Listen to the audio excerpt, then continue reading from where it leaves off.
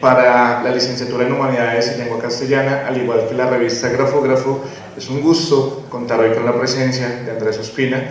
Darle las gracias, Andrés, por venir a este espacio desde que te comentamos que era la premiación de nuestro concurso de cuento breve y poesía, la mayor disposición de él para estar con nosotros. Con esto en mente, le damos la bienvenida a Andrés Ospina, que va a conversar un poco sobre su trabajo literario, y también le quiero dar la bienvenida a Jacobo Falla, uno de mis estudiantes de la revista Grafógrafo.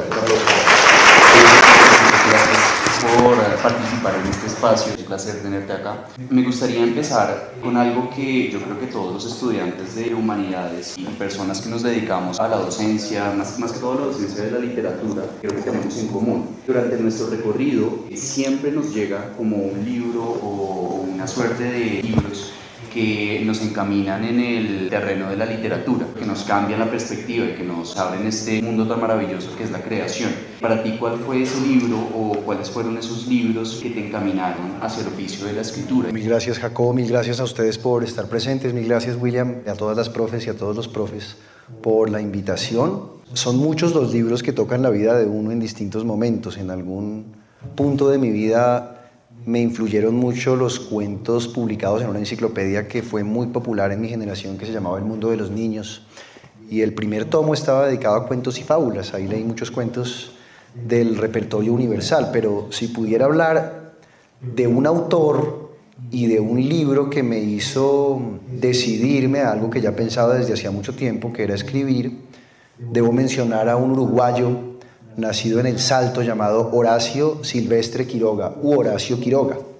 Hay un libro de cuentos de él que se llama Cuentos de amor, de locura y de muerte, donde está la gallina degollada, donde están varios textos que para mí fueron determinantes y que eran muy truculentos. Ahí me di cuenta de que uno podía reflejar en esas historias una suerte de rebelión contra la naturaleza que es a veces indetenible. La naturaleza es muy fuerte, muy poderosa y nosotros no podemos hacer nada, de ahí que seamos mortales. Ese libro fue muy importante para mí.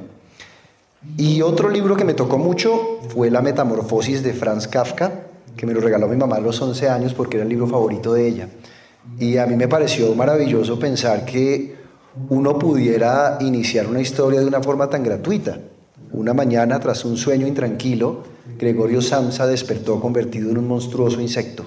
Y así comienza una historia que muestra la marginalidad, que muestra cómo uno muchas veces se desconoce en el alma y en el cuerpo propios. Andrés, la literatura desempeña un papel fundamental en la preservación de la cultura y la historia de los territorios, y los escritores tienen la capacidad de explorar y transmitir las complejidades de una nación a través de sus obras.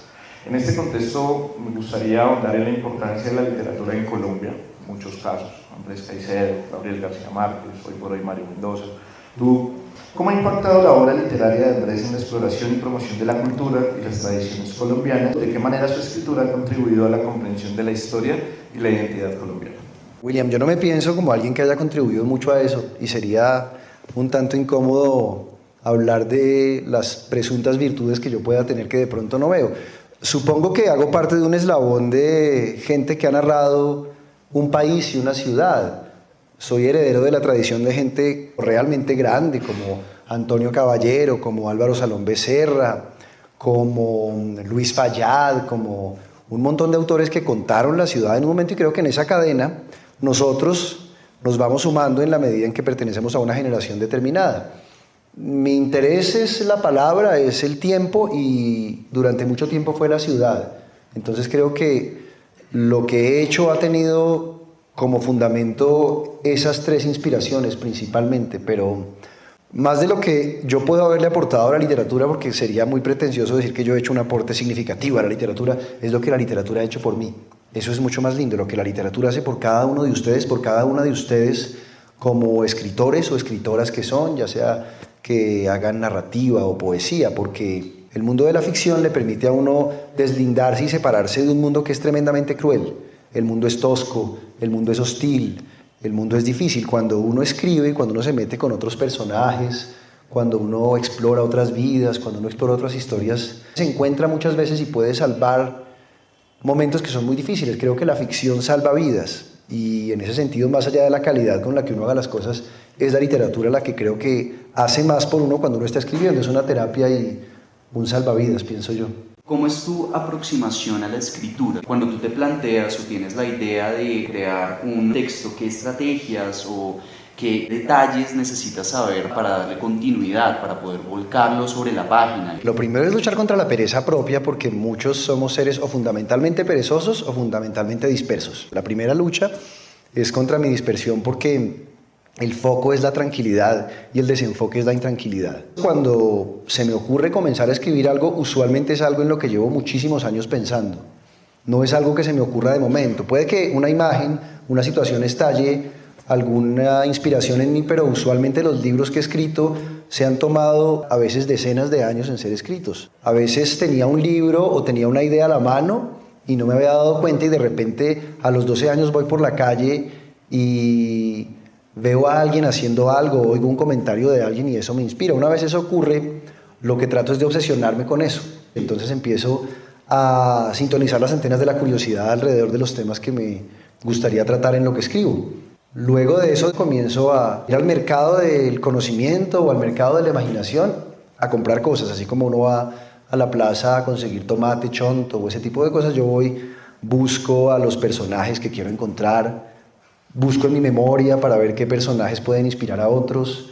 Los personajes comienzan a tener vida propia. Uno dice, o le puede parecer que ese es un cliché o que es una pose de narrador, pero es muy cierto. Los personajes comienzan a tener un carácter, comienzan a tener un porqué. Una vez tengo eso, intento hacer lo que se conoce en cinematografía como una escaleta. Y muchas veces, obviamente, tengo que luchar también contra mis recuerdos, contra las cosas que me entristecen, contra aquello que me hace sentir inseguro, contra el dolor. Así comienzo a trabajar un texto hasta que lo convierto por lo menos en una primera versión, y a partir de esa primera versión comienzo a corregirme hasta que la abandono, me canso de corregirme, seguramente no está terminado y cuando lo leo me parece que hubiera podido quedar mucho mejor. Si corro con suerte se puede publicar, y si no me divertí un rato también. Cada libro tiene sus implicaciones, cada historia tiene sus implicaciones, cada formato tiene sus implicaciones. Hay una entrevista que te hicieron en el periódico, hacías esa semblanza, decías algo como, si quieren saber un poquito más sobre mi obsesión con el tiempo, por favor hablen con mi psicoanalista. No me acordaba. Sí, la vi en el tiempo, es como del 2014, 2015 más o menos esa entrevista. Hablemos un poquito de Bogotá, porque me parece que es un texto que construye identidad, expresiones cachacas y expresiones populares.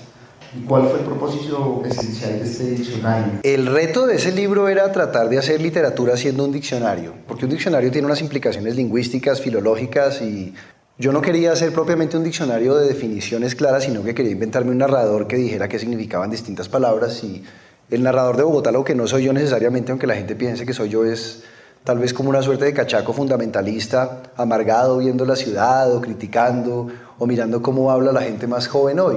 El propósito era compilar la manera como se ha hablado en Bogotá, incluso desde tiempos precolombinos, desde antes de que Bogotá se llamara Bogotá, hasta hoy. Hay muchas pistas de Bogotá ocultas en muchos lugares, en la toponimia, en los nombres de lugares. En Usme, por ejemplo, hay una quebrada llamada Yomasa. Y uno busca en un diccionario del Chibcha y se da cuenta de que los muiscas llamaban a los sembrados de papa Yomsa, lo cual lo lleva a uno a pensar que en Yomasa había muchos sembrados de papa. Ahora hay una tendencia de memes que dicen que la palabra guaricha significa mujer más bella que el arco iris. No crean en eso, son conceptos que están muy lejos de la verdad, no tienen ningún sustento, son románticos, son lindos para el meme, pero no son ciertos. Muchas de las cosas que uno dice son un reflejo de la manera como nos vemos o como pensamos o como sentimos. El hecho de que le pongamos a un crimen horrible como el fleteo, como el secuestro, con el propósito de sonsacarte tus bienes de un cajero automático paseo millonario, indica que de alguna manera sabemos sobreponernos a la desdicha de esas formas. Entonces se trataba de hacer un homenaje a la manera como hemos hablado, también de no dejar que las palabras que consignamos en la oralidad se mueran. Yo me imaginaba a un habitante de la altiplano cundiboyacense en los tiempos de Saguamanchica y ponerlo a hablar hoy con un cultor de ritmos urbanos, un reggaetonero o alguien que haga hip hop o algo parecido. Entonces se trataba de generar un diálogo intergeneracional y de convertir al lenguaje en un pretexto para reírnos, para llorar, para autocriticarnos, para todo eso. Ese era más o menos el propósito detrás de Bogotá, algo que me tiene muy contento porque no existía desde hacía mucho un diccionario del español hablado en Bogotá, que es otra cosa. No se trata de un diccionario del español cachaco. El cachaco es un concepto un poco estereotipado, caricaturesco. ¿Cuántos de los que están aquí, de las que están aquí, nacieron en Bogotá? Mayoría, ¿verdad? ¿Cuántos de los que están aquí tienen a sus dos padres bogotanos, nacidos en Bogotá? Papá y mamá bogotanos. Baja, ¿verdad? Miren cómo ha bajado todo el tema, lo cual demuestra que no somos propiamente de sangre pura, lo cual nos hace más ricos y más interesantes. Y les pregunto, ¿quiénes tienen acá? Y creo que nadie lo va a decir, o si alguien lo dice, le deberíamos dar una medalla o algo. ¿Quién tiene a sus 4 abuelos bogotanos? ¿Alguien puede decir eso? Lo cual demuestra que estamos lejos de ser cachacos y que no podemos seguir bajo ese estereotipo ni ese estigma.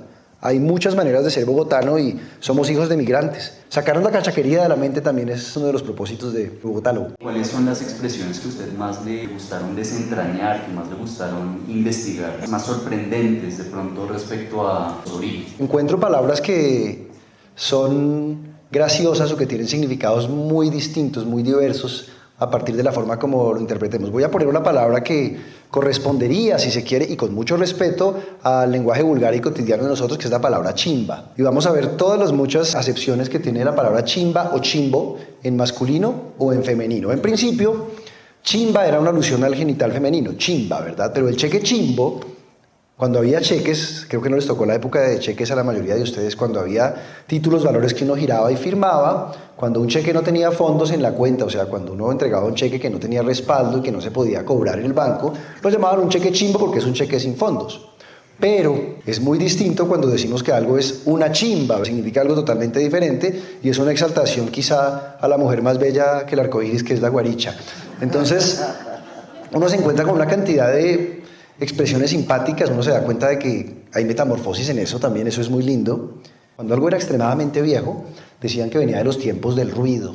Yo empecé a indagar sobre eso y encontré que en Bogotá hay un momento histórico en que por allá en los años siglo XVII fue esto, hubo un escándalo, un bramido de la tierra en cercanías de Bogotá que la gente no pudo detectar de dónde venía. Pensaron que venía un ejército enemigo a atacarlos, pensaron que había un terremoto, pensaron que se había quizá estallado o erupcionado un volcán y nunca se supo qué era eso. Fueron aquí a la iglesia de San Francisco, empezaron a rezar y cuenta la leyenda que en ese momento Dios perdonó a los bogotanos por sus pecados y por todos los actos licenciosos que cometían entonces. Pero el caso es que los tiempos del ruido se quedó como una alusión a la Bogotá de mucho tiempo atrás. Muchas cosas hay ahí y a veces la gente ni siquiera se las pregunta.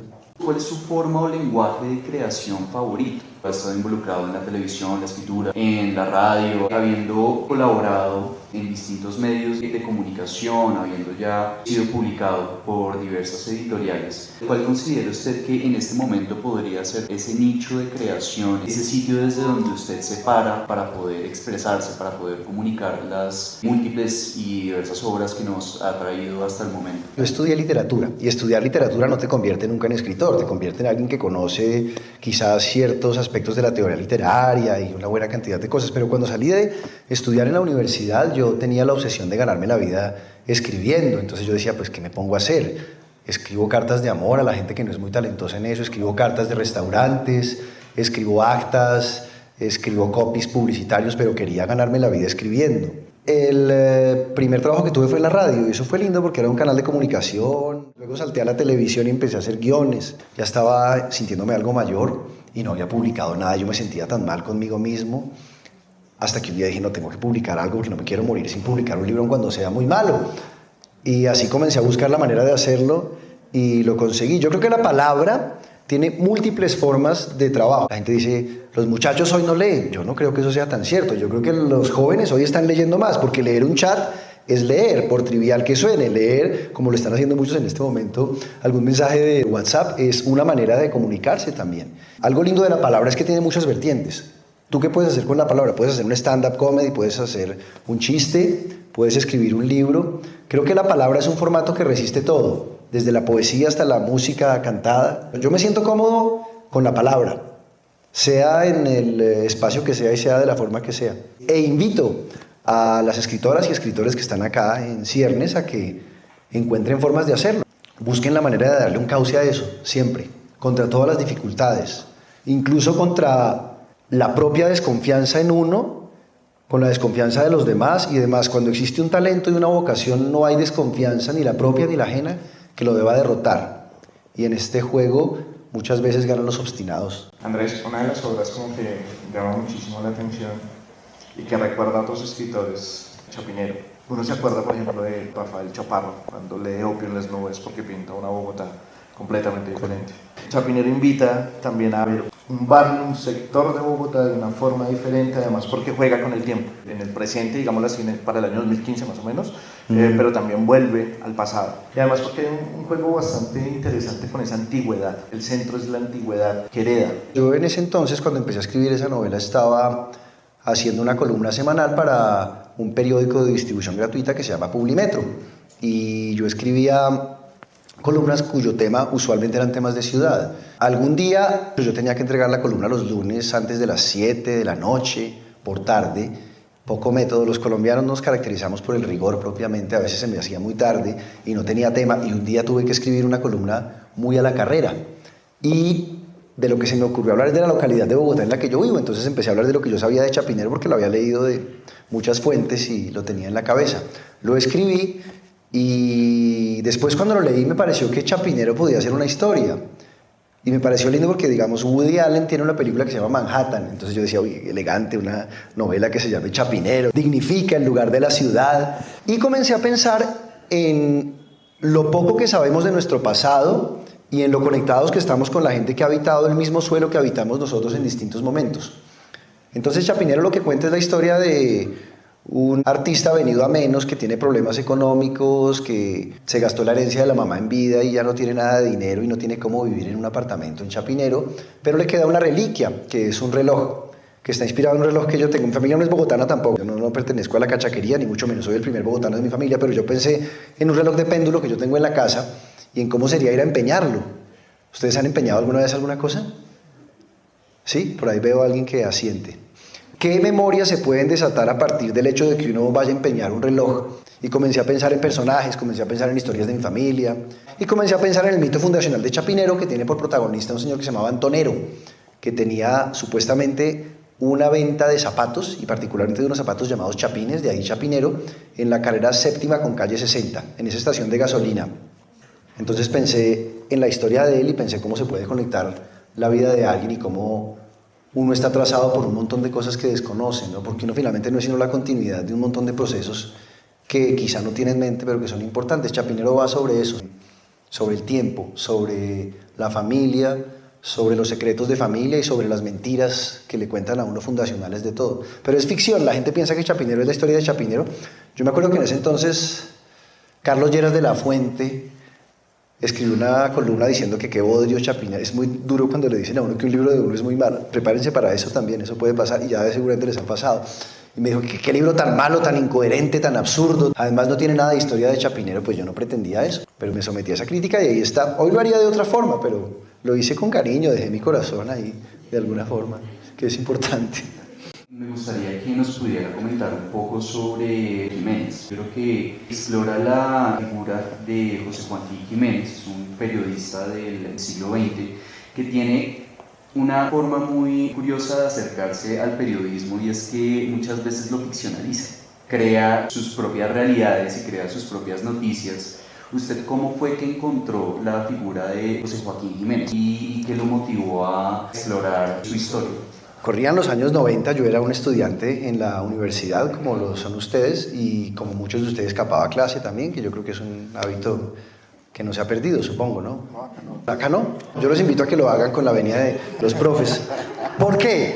Porque yo capaba clase, me emborrachaba como muchos, tomaba cerveza, Klaus en lata en esa época. Ya iba como entonado a las bibliotecas y descubrí la hemeroteca de la Biblioteca Nacional de Colombia, que yo podía pedir el periódico El Tiempo, por ejemplo, de julio de 1935, y me entregaban un volumen así mamotrético y yo empezaba a leerlo. Empecé a ver página por página y en uno de esos periódicos me salía la historia de una mujer que había muerto, se llamaba Aminta Munar. Decía, de un balazo se suicidó Aminta Munar en su casa de Chapinero. Y decía, y en los bolsillos de la suicida se encontraron unos versos del ya famoso poeta Rodrigo de Arce.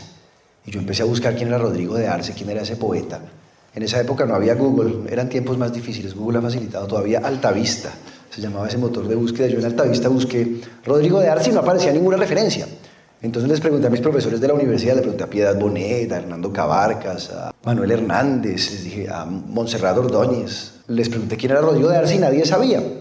Tiempo después descubrí que Rodrigo de Arce era un seudónimo que se había inventado un periodista bogotano que ficcionaba muchas historias y que metía muchos cuentos en lo que hacía para decir que en todos los bolsillos de los suicidas aparecían versos de Rodrigo de Arce. Investigué quién era ese señor, supe que se llamaba Jiménez y años después, cuando estaba haciendo Bogotálogo, yo revisaba año tras año prensa para encontrar palabras de distintas épocas y se me aparecía Jiménez. Yo creo que me estaba buscando, ¿no? Bueno, esto es un poco místico, pero bueno, delirar tiene algún sentido. Y comencé a preguntar, supe que Jiménez, después de ir al Salto de Tequendama, había muerto cubriendo un caso de un taxi, el primer taxi que se despeñó por ahí. Empecé a investigar por él, porque sabía que se había muerto joven y yo lo que quería realmente era tener algún objeto de Jiménez. Quería tener una camiseta, una corbata, alguna cosa así fetichista y comencé a buscar a la familia. Di muchas vueltas, hice muchos cruces, triangulé muchas cosas hasta que di con una sobrina de Jiménez y ella me empezó a desatar una historia familiar que me pareció maravillosa y de ahí salió la crónica de un periodista que, creo yo, para salvarse un poco, se metió en el mundo de la fantasía y consiguió hacer de ese un camino de fuga a través de la fantasía y encontré un personaje maravilloso que ahora convive conmigo. Cuando estaba escribiendo el libro soñaba con él, soñaba que me hablaba un montón de cosas bastante enfermizas, si se quiere, pero que fueron muy lindas. Yo no sé si sea una novela, en este momento creo que es una crónica adornada o algo parecido, pero es un personaje que vive conmigo. Que es lindo también a veces ahondar en gente que está perdida de la historia y darle voz. Hay mucho que investigar. Si uno raspa la superficie de una ciudad como Bogotá, encuentra un montón de cosas sobre qué escribir, en presente, en pasado e incluso en futuro. En esa indagación de Jiménez, creo que te habían autorizado para darte en la piedra de los suicidas. No me autorizaron, yo me paré. Ok. Esa es otra cosa, perdón. Cuando vayan a investigar esto, esta es una frase muy importante de productores de televisión. Cuando quieran investigar algo, recuerden que es mejor pedir perdón que pedir permiso. Ustedes arrójense, investiguen y luego, si lo sacan del sitio a patadas, que lo saquen, pero no pidan permiso porque ya no pueden llegar. Entonces, ¿yo qué hice? Fui a la piedra de los suicidas y me paré ahí. Afortunadamente o desafortunadamente no me caí. Y me tomé la foto, todavía la tengo ahí en la piedra de los suicidas. Sí, yo fui allá, pero no me autorizaron. No, casi nadie te autoriza. Usualmente la gente está para decirte que no, no para decirte que sí. Pero vayan a la piedra de los suicidas. Cuando leía un poco sobre esto, lo decía como por una frase que hay, que si se colocara una baldosa por cada persona que se ha lanzado, quedaría totalmente enchapado y sería aún más peligroso. Creo que era más o menos así. Creo que por un tema de tiempo, 1 o 2 participaciones para que podamos seguir con el programa. Entonces, Jordi. Estoy leyendo Jiménez y me di cuenta, yo también había leído cuentos tuyos, me di cuenta que tienes una fascinación por escribir cómo se hablaba en un momento que cuenta la historia. Entonces yo quiero saber la parte técnica de la escritura de esos personajes y cómo hablaban esos personajes. Y me hablan de cierta manera, porque era en cierto momento histórico, pero tú cómo haces para que pueda hablar de esa manera y que no se haga aburrido. Porque a veces uno, a mí no se me pasa, como cuando a veces uno escribe y darle cierta voz a los personajes, se siente como impostado, pero en este libro que estoy leyendo no pasa así, como más así. Creo que lo más importante es sensibilizar los oídos y los ojos con respecto a ciertos registros. A mí me interesa mucho que el registro de los personajes sobre quienes escribo sea creíble.